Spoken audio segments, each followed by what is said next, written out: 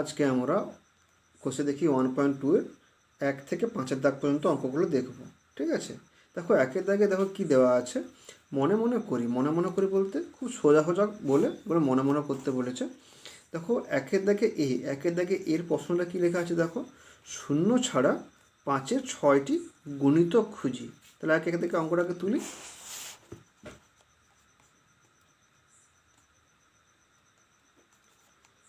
কি বলেছে, শূন্য ছাড়া 5-এর 6টি গুণিতক খুঁজি। দেখো এই প্রশ্ন যে বলেছে, কি বলেছে, শূন্য ছাড়া 5-এর 6টি গুণিতক খুঁজি।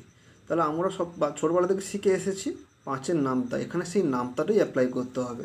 5-এর নামতা ডাকলে কি হয়, 5 একে 5, 5 দুয়ে 10, 5 তিনে 15, 5 চারে 20, 5 পাঁচে 25, 5 ছয় 30, 5 সাতে 35।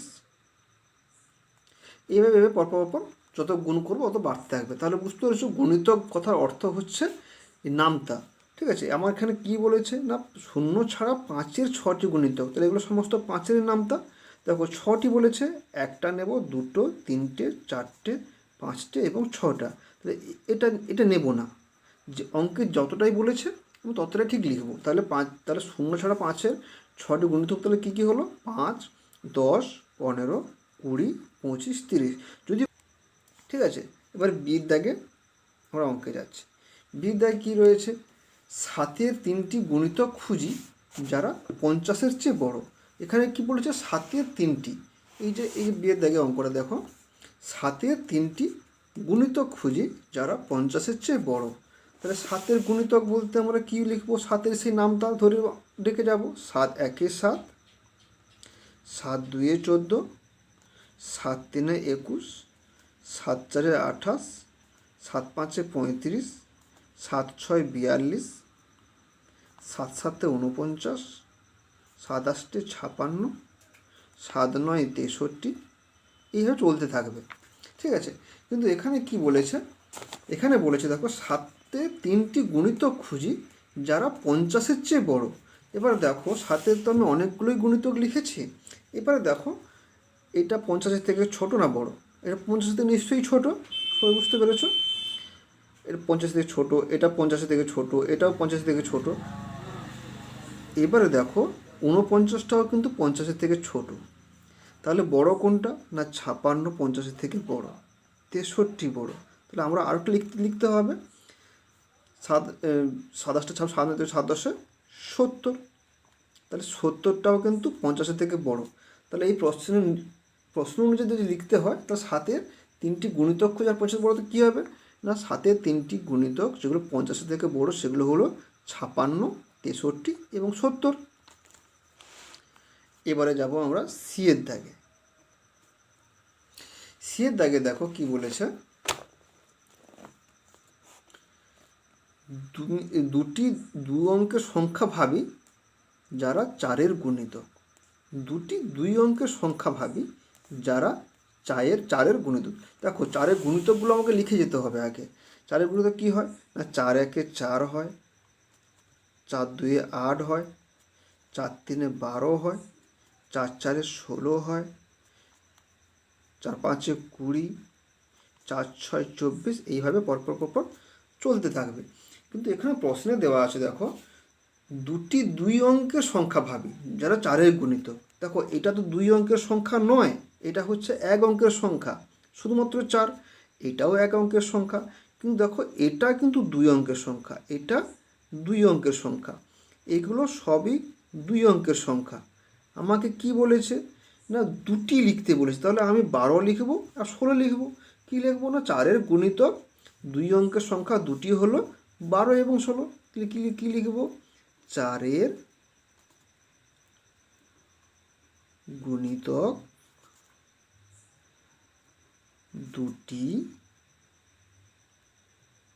2 অঙ্কের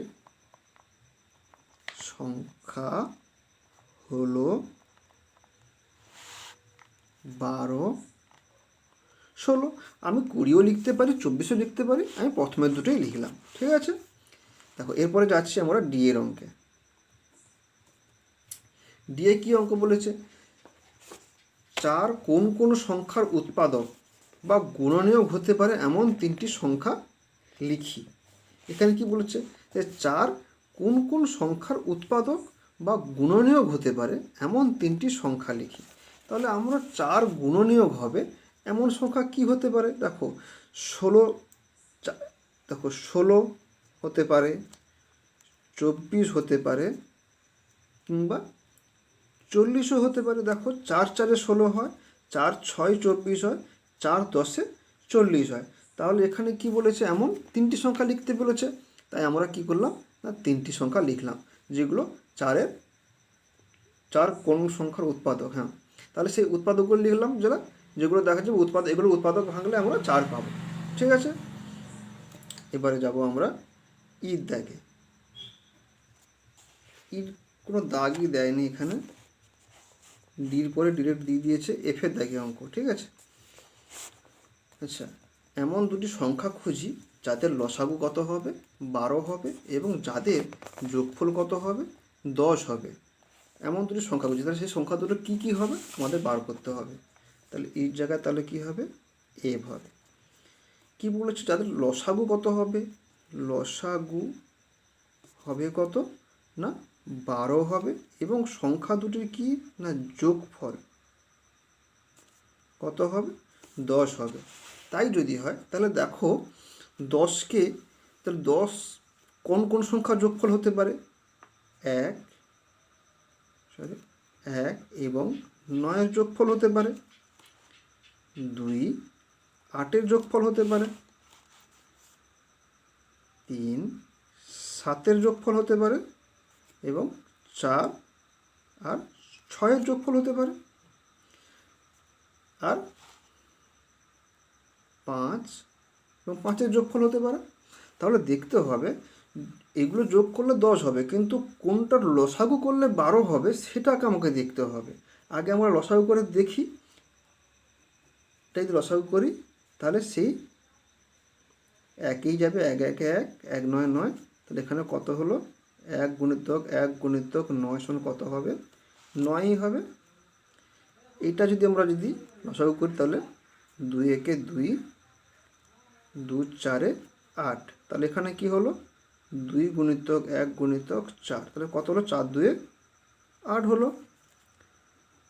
এটা তো সেই একই ব্যাপার, একই যাবে, 1 3 3, 1 7 7। তাহলে কত হবে? 3 গুণিতক 7 সমান কত হবে? 21 হবে। এটা দেখি, 2 2 4, 2 3 6। তাহলে কত হলো? 2 গুণিতক 2 গুণিতক 3, 2 2 4, 4 3 12। এটা 5-এ যাবে, 5 1 5, 5 1 5। তাহলে কত হলো? 5 গুণিতক 1 গুণিতক 1, কত হলো? 5। দেখো সব রকমভাবে ভেঙে দেখেছি 10 সংখ্যাটাকে, কিন্তু দেখো ভাঙার পরে আমরা পেলাম কোনখানে 12 না 4 এবং 6 যদি ভাঙি তাহলে আমরা পাবো কত না 12। তাহলে এখানে কি লিখতে হবে? যে এমন দুটি সংখ্যা খুঁজ যাতে লসাগু, তাহলে 4 ও 6 এমন দুটি সংখ্যা, এমন দুটি সংখ্যা যাদের লসাগু 12 এবং যোগফল 10 হবে।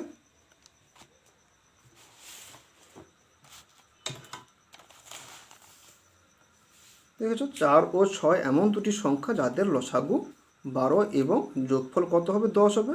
আমরা সেটা কষে দেখিয়ে দিলাম।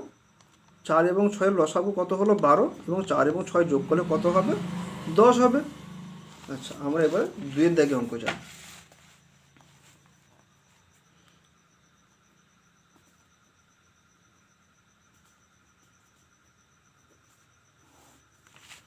কত দাগে অঙ্ক করবো? 2-এর দাগে অঙ্ক করব। দেখো 2-এর দাগে অঙ্ক কি দেওয়া আছে? 2-এর দাগে এর অঙ্ক দেওয়া আছে কি না 14 এর মৌলিক উৎপাদকগুলি কি কি? 14 এর মৌলিক উৎপাদকগুলি কি কি? তাহলে আমাকে কি করতে হবে? 14কে আগে উৎপাদকে বিশ্লেষণ করব। 14 এর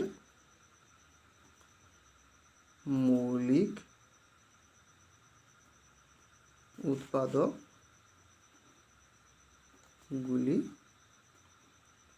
কি কি?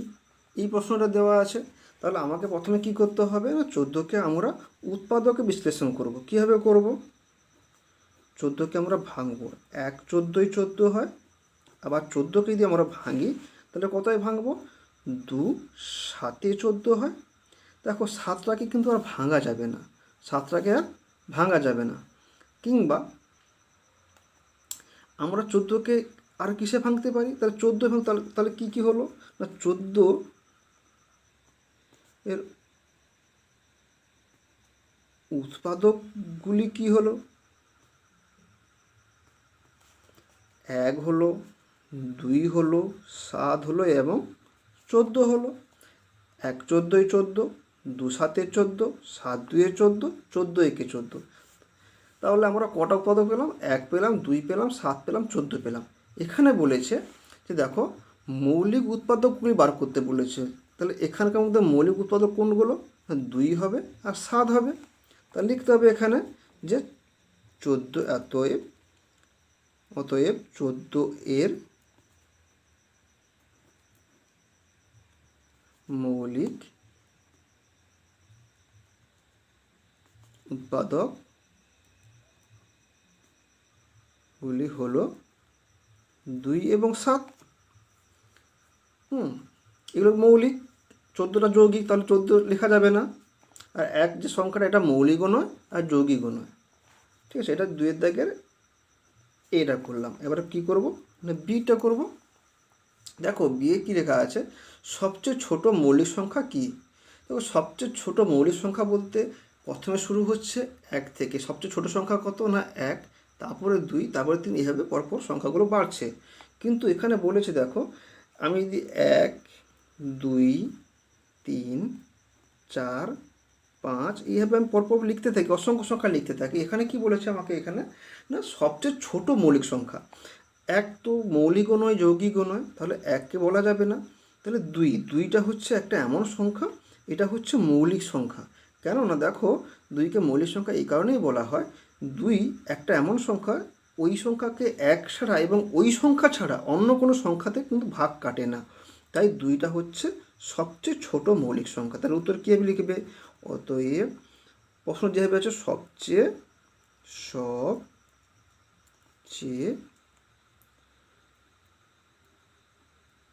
ছোট মৌলিক সংখ্যা হলো 2। বুঝতে পেরেছ? দেখো এবারে কি আছে সি এর দাগে অঙ্ক। দেখো সি এর দাগে অঙ্ক কি দিয়েছে? সি এর দাগে অঙ্ক দিয়েছে কোন সংখ্যা মৌলিকও নয় আবার যৌগিকও নয়। কোন সংখ্যা মৌলিকও নয় আর যৌগিকও নয়। ঠিক আছে, আমরা একটুক্ষণ আগে বলেছিলাম 1 হলো একটা এমন সংখ্যা, 1 হলো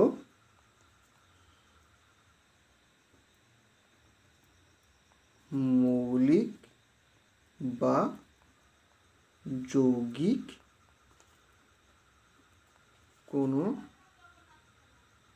সংখ্যাই নয়। এটা মনে রাখবে, এটা খুব ভালো মনে রাখবে, এগুলো শর্ট কোশ্চেনে খুবই আসে।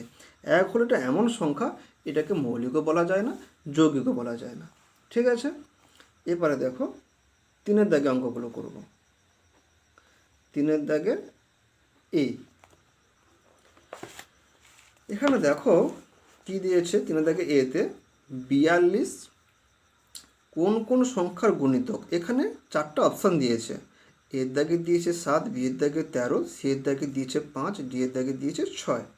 বলেছে কি 42 কোন কোন সংখ্যার গুণিতক।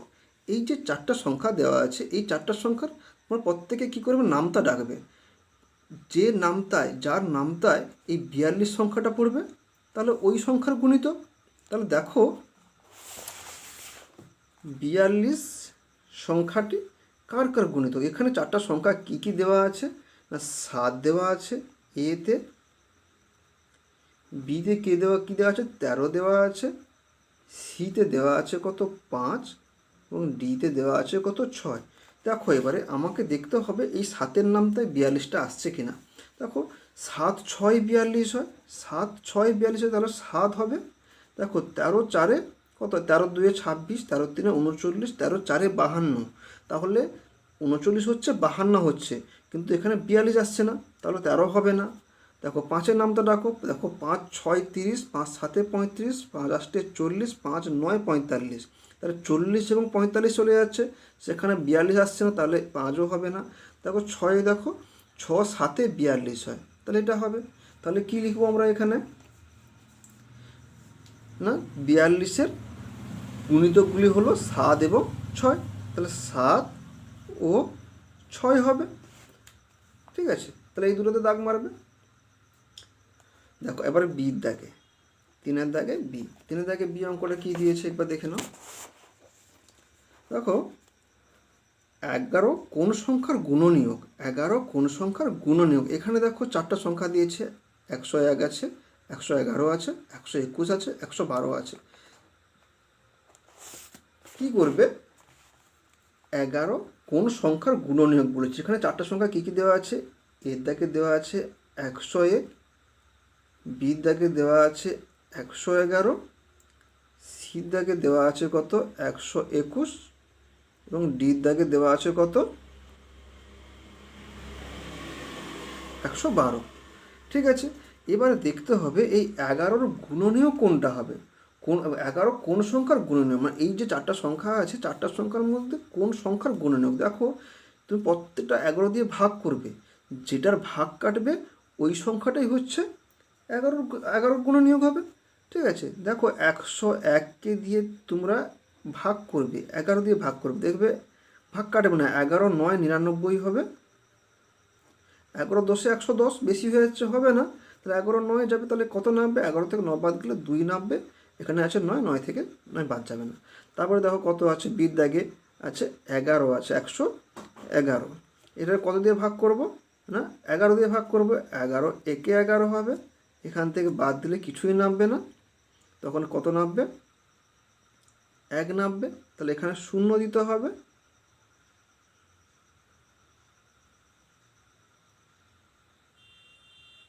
একবার 0 0 সেই 1 নামলো। ঠিক আছে, তাহলে দেখেছো তো এখানেও দেখা যাবে যে লাস্টে 1 থেকে যাচ্ছে। 11 10 110, তাহলে এই 1 থেকে যাচ্ছে, তাহলে এখানে ভাগ কাটছে না। দেখো সি এর দাগেই দেখো, সি এর দাগে কত আছে 121 আছে, আমরা কত দিয়ে ভাগ করবো 11 দিয়ে ভাগ করবো, 11 একে 11। ঠিক আছে, তো কত নামলো এখান থেকে 1 নামলো, আর এখান থেকে 1 নামবে, 11 একে 11, এটা ভাগ কেটে যাচ্ছে। তুমি অনুরূপভাবে ডি এর দাগেও দেখবে যে 112 আছে, এটাও ভাগ কাটবে না। ঠিক আছে, শুধুমাত্র ভাগ কাটবে কোনটা না 121, তাহলে এখানে কি লিখবে না তো 121, 121 হলো 11, এখানে লিখতে হবে কি 11 কোন সংখ্যা গুণক না 11 হলো 121-এর গুণনীয়ক। বুঝতে পেরেছো, মানে যেই সংখ্যাটা ভাগ কাটবে 11 দিয়ে ওই সংখ্যাটাই হবে উত্তর। এবারে দেখো 4-এর দাগে, 4-এর দাগে কি আছে,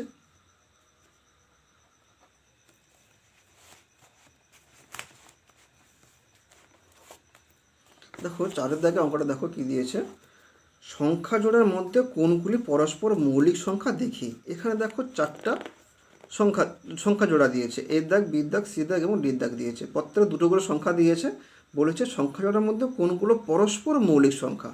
আমরা তো মৌলিক সংখ্যা জানি, যে সমস্ত সংখ্যা ওই সংখ্যা এবং 1 ছাড়া অন্য কোনো সংখ্যা দিয়ে ভাগ কাটে না, সেগুলো হচ্ছে মৌলিক সংখ্যা। কিন্তু যেখানে বলবে পরস্পর মৌলিক সংখ্যা, এখানে 4-এর দাগে এতে দুটো সংখ্যা দিয়েছে, দেখো 5 দিয়েছে 7 দিয়েছে। দেখো এই 5 আর 7কে আমাদের দেখতে হবে পরস্পর মৌলিক সংখ্যা কিনা। সেটা যদি হয় আমাদের সেই উত্তর যদি বার করতে হয়, তাহলে আমাদের কি করতে হবে না 5 এবং 7-এর গসাগু করতে হবে। 5 এবং 7-এর গসাগু যদি 1 হয়, তাহলে সেটা কী হবে? পরস্পর মৌলিক সংখ্যা হবে।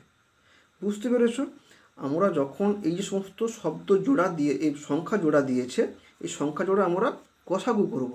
গসাগু করার পরে যখন দেখব যে তাদের গসাগু 1 হচ্ছে, তখন সেই সমস্ত সংখ্যা জোড়াকে কী বলা হবে? পরস্পর মৌলিক সংখ্যা বলা হবে। তাহলে দেখো আমরা গসাগুটা করব ভাগ প্রক্রিয়ার মাধ্যমে। চারিদিকে এতে কী দিয়েছে? 5 7 দেওয়া আছে, তাহলে আমরা কী লিখবো এখানে? 7কে 5 দিয়ে ভাগ করব। দেখো 5 দিয়ে ভাগ করলে কি আসছে? 5 একে 5, বিয়োগ করলে কত নামছে? 2 নামছে। তখন এই 5টা তখন এখানে নেমে আসবে। তখন কী হবে? 2 2 4, তখন 1 নামলো। আবার এই 2টা আবার এখানে ঘুরে আসবে। 1 2 2 কেটে গেল। দেখো এই যে 1, এটা এই গসাগু তাহলে কত হলো? না 1। তাহলে এটা হচ্ছে কি লিখব? 5 এবং 7 পরস্পর মৌলিক সংখ্যা। 5 ও 7 হলো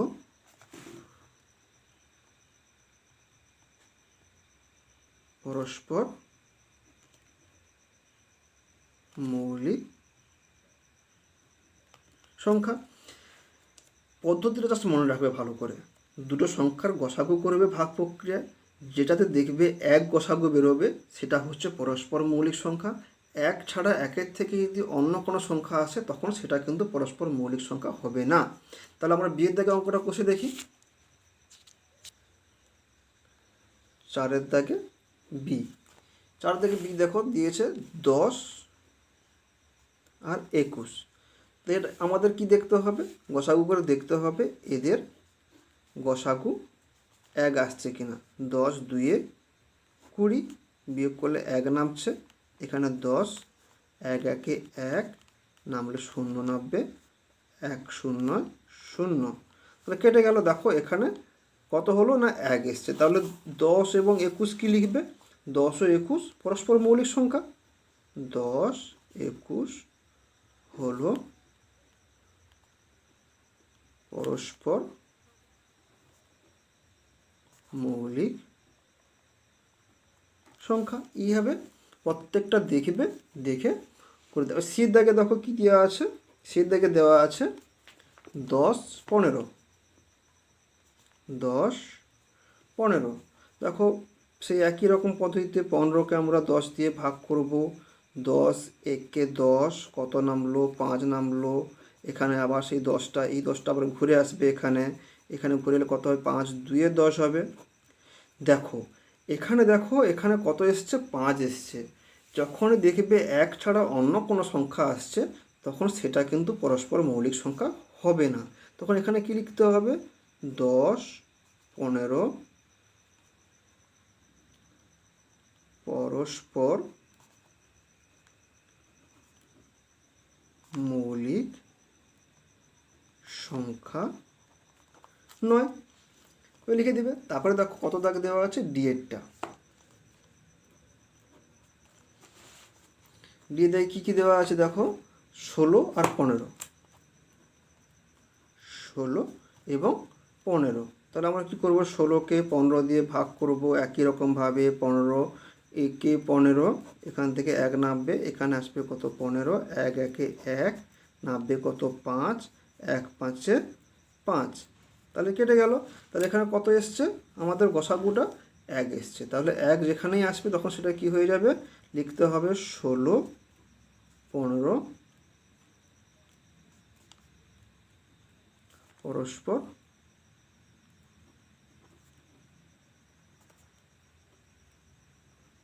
মৌলিক সংখ্যা। তাহলে দেখো 4-এর দাগে যে 4টা সংখ্যা জোড়া দিয়েছে, দেখো সংখ্যা জোড়ার মধ্যে কোনগুলি পরস্পর মৌলিক সংখ্যা দেখি। 4টা দিয়েছিল এ বি সি ডি, তার মধ্যে শুধুমাত্র একটা সি এর দাগেটা পরস্পর মৌলিক সংখ্যা নয়, বাদবাকি এ বি এবং ডি তিনটাই কিন্তু পরস্পর মৌলিক সংখ্যা। সেটা আমরা কোষে বুঝিয়ে করলাম। এরপরে আসবে কি 5-এর দাগে অঙ্ক। দেখো 5-এর দাগে একটা দেখো অঙ্ক দিয়েছে।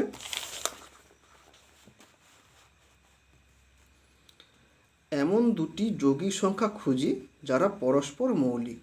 এমন দুটি যৌগিক সংখ্যা খুঁজব যারা পরস্পর মৌলিক সংখ্যা। দেখো সাধারণভাবে আমরা এটুকু খুব সহজেই বুঝতে পারি, যখন দুটো মৌলিক সংখ্যা হয় তাদের সহজে বলা যায় তারা পরস্পর মৌলিক সংখ্যা হয়। কিন্তু দুটো যৌগিক সংখ্যা যারা পরস্পর মৌলিক হবে সেটা আমাদেরকে খুঁজে বার করতে হবে। দেখো আমি দুটো সংখ্যা লিখছি, দুটো যৌগিক সংখ্যাই লিখব। একটা লিখব কত 16, একটা লিখব কত 15। দেখো 16 যৌগিক সংখ্যা, কেননা 1 এবং 16 ছাড়া অন্য সংখ্যায় ভাগ কাটে, যেমন 2 8 16, 4 4 16, 8 2 16। তাহলে এটা বুঝতেই পেরেছো 16টা হচ্ছে যৌগিক সংখ্যা। আর 15 দেখো 3 5 15 হয়। 1 ছাড়াও অন্য কোনো সংখ্যা ভাগ কাটলে সেটাও তো যৌগিক সংখ্যা বলে। তো 3 5 15 হয়, 5 3 15 হয়, তাহলে 16 যৌগিক সংখ্যা, 15 যৌগিক সংখ্যা। এবারে এই দুটো সংখ্যাকে আমরা গোছাগু করে দেখব এরা পরস্পর মৌলিক সংখ্যা কিনা। তাহলে কি করব না 16কে আমরা কি করব 15 দিয়ে ভাগ করব। আমরা আগে যেভাবে করেছি একই রকমভাবে করলে কি আসবে 15 একে 15, 1 নামবে, এটা এখানে 15 ঘুরে চলে আসবে, 1 একে 1, তখন কি নামবে 5 নামবে, 1 5 5। তাহলে কি হলো কেটে গেল। তাহলে এখানে কি হলো গসাগু হলো 1, এখানে গসাগু কত হলো না 1 হলো। তাহলে যখন গসাগু 1 হবে তখন সংখ্যা দুটি কী হবে পরস্পর মৌলিক সংখ্যা হবে, এবং 16 এবং 15 দুটি যৌগিক সংখ্যা, এবং এগুলো কী হবে এদের গসাগু কত হবে 1 হবে। এরা কিন্তু এরা পরস্পর মৌলিক। তাহলে আমরা কী লিখব অতএব 16 এবং 15 এমন দুটি যৌগিক সংখ্যা যারা পরস্পর মৌলিক। পরস্পর মৌলিক প্রমাণ করতে গেলে ওই দুটি সংখ্যার গসাগু করবে, যে গসাগু 1 হবে, যে দুটি সংখ্যার গসাগু 1 হবে তখন ওই দুটি সংখ্যা কী হবে পরস্পর মৌলিক সংখ্যা হবে। ঠিক আছে।